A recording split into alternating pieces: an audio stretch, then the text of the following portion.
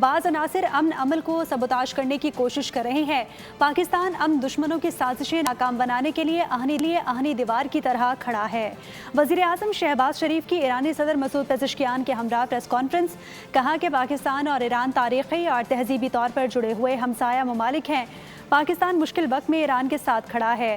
وزیر اعظم نے واضح کیا کہ اسلام آباد مفاہمتی یادداشت خطے میں ترقی اور تعاون کے نئے دروازے کھول سکتی ہے۔ ایران کے ساتھ ثالثی میں پاکستان نے خلوص نیت سے کردار ادا کیا اور اس عمل میں دوست ممالک کی حمایت بھی قابل قدر ہے۔